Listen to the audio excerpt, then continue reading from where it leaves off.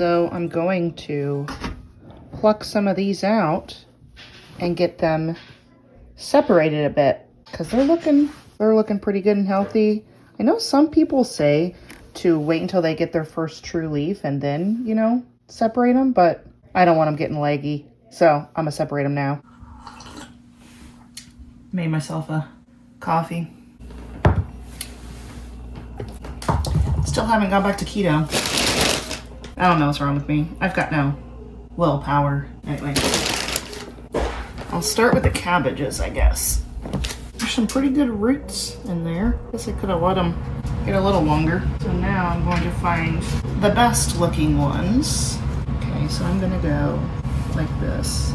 And I'm making a little hole for 5 of these to go down in. These look pretty good over here. Like this. This might destroy some of the roots doing this, but I did this a lot last year and it seemed to work pretty well. So there's one.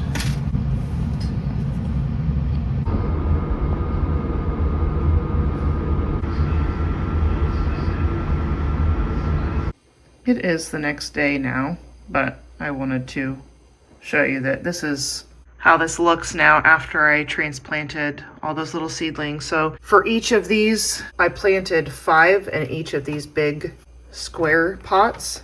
And then whatever remained, I just kind of shoved back in the little single cell ones. And so the ones in the big pots all focus on raising up to go in the garden, and then these will just be extras that I either keep growing just for extras, or I'll take care of them and give them away, or I thought about kind of like putting them out for people to get like in the yard, on the street corner, something like that.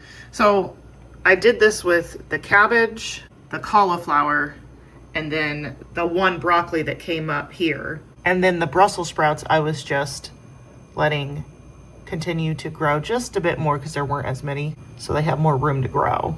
And this is the one that has a fuzzy stem, and I don't know what it is yet. Could be a weed, could be, I don't know. So the Brussels sprouts are still growing a bit, and then I will also up pot them like I did these up here. These are all fox tracks here. Is it done? Dinner's basically ready. Okay, I'll be in there in a minute.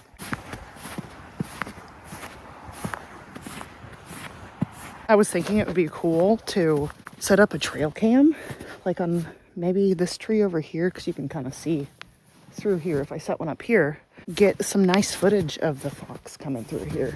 You can see his little footprints down there all over the creek.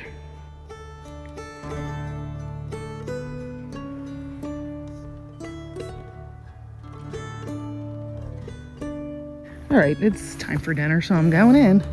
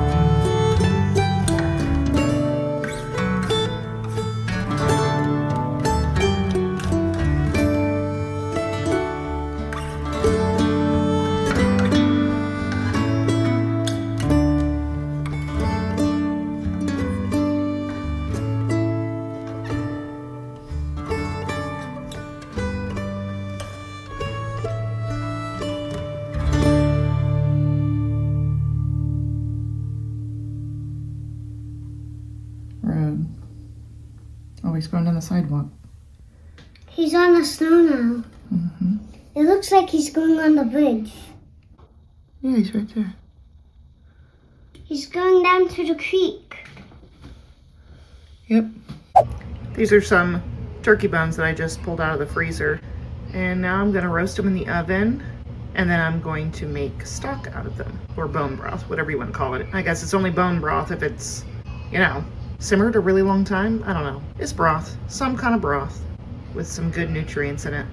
Hey, so I roasted the bones yesterday, like over an hour or something. And then overnight, I simmered them in water like I've done before. The only issue is I keep forgetting that I don't have quart jars anymore. I only have pints. And I keep making stock and all I have are pints to put it in. And, you know, that's a lot to try to fill up pints when, you know, it takes so many of them as opposed to quarts. But I'm gonna see how much this fills up. Okay, here they are. It actually made basically exactly the amount that I needed to fit in the pot, except for this little bit. I'm just gonna stick in the fridge and use within the next day or two. And I'm gonna pressure can this now.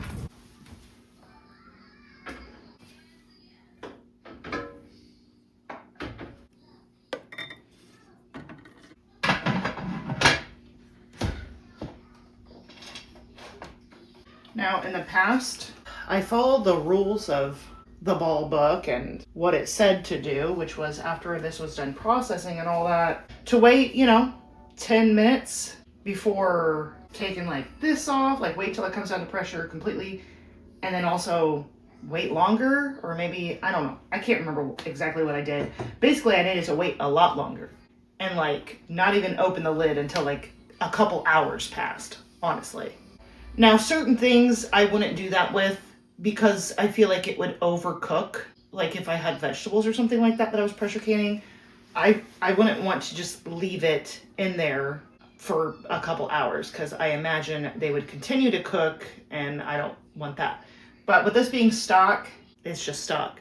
It can go as long as it needs to go and it's not going to make the texture weird or anything like that. So this time I am going to make sure that I leave it in the pressure canner with the lid completely sealed and on for a couple hours after it's done. Now I'm gonna be in here for a while because I gotta make dinner.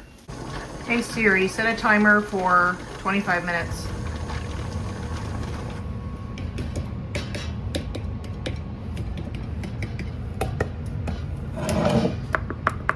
Damn. Okay, that one didn't go. Lost a jar of it.